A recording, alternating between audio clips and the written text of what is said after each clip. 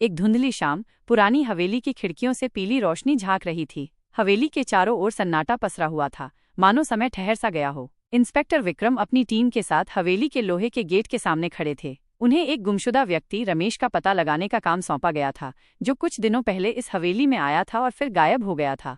हवेली के अंदर कदम रखते ही एक अजीब सी ठंडक का एहसास हुआ। धूल की मोटी परत हर चीज पर जमी हुई थी, जैसे बरसों से यहाँ कोई आया ही ना हो। कमरों में पुरानी फर्नीचर, टूटी हुई तस्वीरें और मकड़ी के जाले थे। हर कमरे में एक अजीब सी उदासी छाई हुई थी।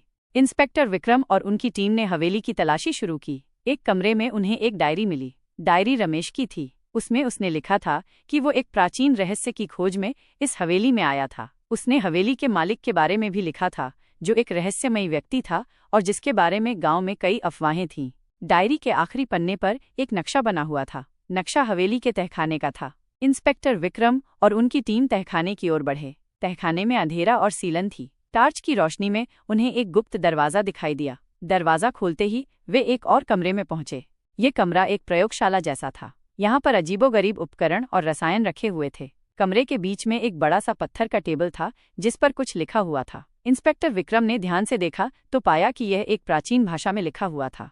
उसी समय कमरे का दरवाजा बंद हो गया और एक भयानक हंसी की आवाज गूंजी। अंधेरे में एक परछाई दिखाई दी। वो हवेली का मालिक था। उसने बताया कि वो कई सालों से इस रहस्य की रक्षा कर रहा है और किसी को भी इसे जानने नहीं देगा। फिर शुरू हुई एक जबरदस्त मुठभेड़। इंस्पेक्टर विक्रम और उनकी टीम ने बहादुरी से मुकाबला किया। आखिरकार वे हवेली के मालिक को पकड़ने में कामयाब रहे और इंस्पेक्टर विक्रम और उनकी टीम ने रमेश को सुरक्षित निकालने के बाद हवेली के मालिक को गिरफ्तार कर लिया। हवेली के मालिक का असली नाम विजय था और वो एक पागल वैज्ञानिक था जो प्राचीन रहस्यों पर प्रयोग कर रहा था। उसने रमेश को इसलिए कैद कर लिया था क्योंकि रमेश उस रहस्य के बहुत करीब पहुंच गया था जिसे विजय छुपा रहा था। विजय की प्रयोगशाला की तलाशी में पुलिस को कई चौंकाने वाले सबूत मिले। विजय न केवल प्राचीन रहस्यों पर प्रयोग कर रहा था, बल्कि वो गैरकानूनी गतिविधियां भी कर रहा था। वो ड्रग्स बना रहा था और उन्हें बेच रहा था। इस खुलासे से मामला और भी गंभीर हो गया। इंस्पेक्टर विक्रम ने तुरंत उच्च अधिकारियों को सूचित किया और एक बड़ी जांच शुरू हुई। विजय के साथियों को भी गिरफ्तार कर लिया गया और उनके ड्रग्स के कारोबार का पर्दाफाश हुआ।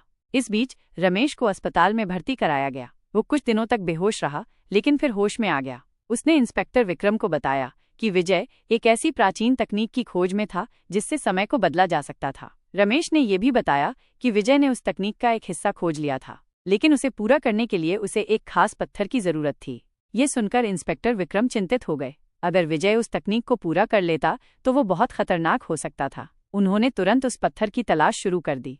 काफी खोजबीन के बाद पुलिस को पता चला कि वो पत्थर हवेली के पास ही एक प्राचीन गुफा में छुपा हुआ है। इंस्पेक्टर विक्रम अपनी टीम के साथ गुफा में गए और उस पत्थर को ढूंढ निकाला। उसी समय विजय अस्पताल से भाग निकला। वो उस पत्थर को वापस पाने के लिए बेताब था। इंस्पेक्टर विक्रम को पता चला कि विजय गुफा में जा रहा है। गुफा में एक बार फिर इंस्पेक्टर विक्रम और विजय का आमना सामना हुआ। इस बार मुकाबला और भी खतरनाक था। विजय के पास एक प्राचीन हथियार था, जबकि इंस्पेक्टर विक्रम के पास सिर्फ उनकी पिस्तौल थी। लेकिन इंस्पेक्टर विक्रम ने हार नहीं मानी। उन्होंने बहादुरी से विजय का मुकाबला किया और अंत में उसे हरा दिया। विजय को फिर से गिरफ्तार कर लिया गया और इस बार उसे कड़ी सजा मिली। इस तरह इंस्पेक्टर विक्रम ने न केवल एक गुमशुदा व्यक्ति को बचाया, बल्कि एक खतरनाक अपराधी को भी पकड़ा और एक प्राचीन रहस्य को भी उजागर किया। यह मामला उनके करियर का एक महत्वपूर्ण मोड़ साबित हुआ। विजय की दूसरी गिरफ्तारी के बाद माहौल थोड़ा शांत हुआ, लेकिन इंस्पेक्टर विक्रम के मन में एक सवाल अभी भी घूम रहा था। आखिर विजय समय बदलने की तकनीक से क्या करना चाहता था? जब रमेश पूरी तरह से ठीक हो गया तो इंस्पेक्टर विक्रम ने उससे इस बारे में विस्तार से बात की। रमेश ने बताया कि विजय का मानना था कि इतिहास में कुछ ऐसी गलतियां हुई हैं जिन्हें सुधारा जा सकता है, और वो अपनी इस तकनीक से उन गलतियों को ठीक करना चाहता था। वो मानता था कि ऐसा करके वो दुनिया को एक बेहतर जगह बना सकता है, लेकिन उसका तरीका बहुत खतरनाक था।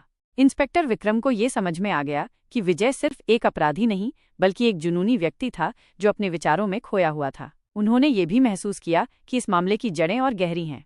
उन्होंने हवेली और उसके आसपास के इलाके की और गहन छानबीन करने का फैसला किया। इस दौरान उन्हें हवेली के नीचे एक और गुप्त तहखाने का पता चला। ये तहखाना विजय की प्रयोगशाला से भी बड़ा और ज्यादा आधुनिक था। यहाँ पर उन्हें कई जटिल मशीनें और उपकरण मिले जो समय बदलने की तकनीक से जुड़े हुए थे।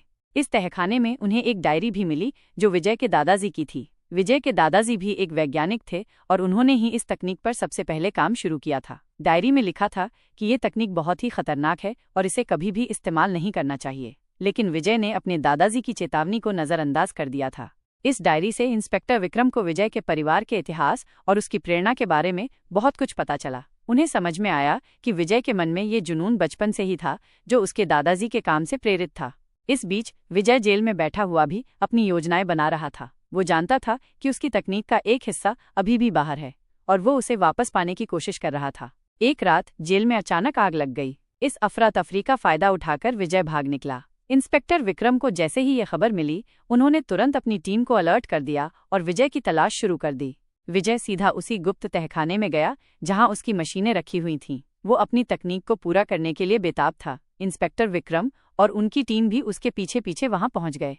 तहखाने में एक बार फिर विजय और इंस्पेक्टर विक्रम का आमना सामना हुआ। इस बार माहौल और भी तनावपूर्ण था। विजय के पास अपनी मशीन का एक प्रोटोटाइप था जिससे वो समय में छोटे मोटे बदलाव कर सकता था। एक जबरदस्त मुठभेड़ के बाद इंस्पेक्टर विक्रम ने विजय को पकड़ लिया और उसकी मशीन को भी नष्ट कर दिया। इस बार विजय का खेल पूरी तरह से खत्म हो गया। पकड़े जाने और उसकी मशीन के नष्ट होने के बाद लगा कि सब कुछ खत्म हो गया है, लेकिन इंस्पेक्टर विक्रम के मन में अभी भी एक बेचैनी थी। उन्हें लग रहा था कि कहानी अभी पूरी नहीं हुई है। कुछ दिनों बाद रमेश ने इंस्पेक्टर विक्रम को एक और चौंकाने वाली बात बताई। उसने बताया कि विजय अकेला नहीं था, उसके पीछे एक और शक्तिशाली संगठन था जो इस तकनीक को हासिल करना चाहता था। विजय सिर्फ एक मोहरा था। ये सुनकर इंस्पेक्टर विक्रम हैरान रह गए। उन्हें समझ में आ गया कि वे एक बहुत बड़े जाल में फंस गए हैं। उन्होंने तुरंत अपनी जांच का दायरा बढ़ाया और उस संगठन के बारे में जानकारी जुटाना शुरू कर दिया। काफी छानबीन के बाद उन्हें पता चला कि वो संगठन एक गुप्त सोसाइटी है जो सदियों से चली आ रही है। इस सोसाइटी का मकसद दुनिया पर अपना नियंत्रण स्थापित करना है और वे समय बदलने की तकनीक को एक हथियार के रूप में इस्तेमाल करना चाहते हैं।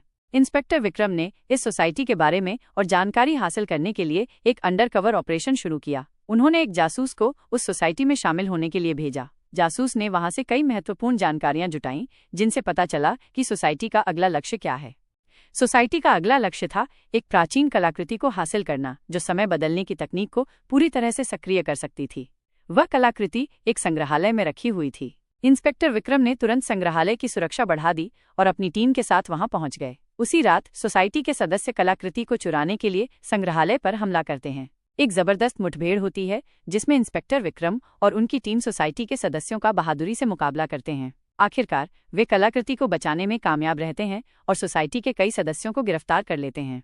इस ऑपरेशन के दौरान इंस्पेक्टर विक्रम को पता चलता है कि सोसाइटी का नेता कोई और नहीं बल्कि एक बहुत ही प्रभावशाली व्यक्ति है जो सरकार में ऊंचे पद पर बैठा है। इस खुलासे से इंस्पेक्टर विक्रम और भी हैरान रह जाते हैं। एक अंतिम और रोमांचक मुकाबले में इंस्पेक्टर विक्रम उस नेता का पर्दाफाश करते हैं और उसे गिरफ्तार कर लेते हैं। इस तरह एक बहुत बड़े खतरे को टाला जाता है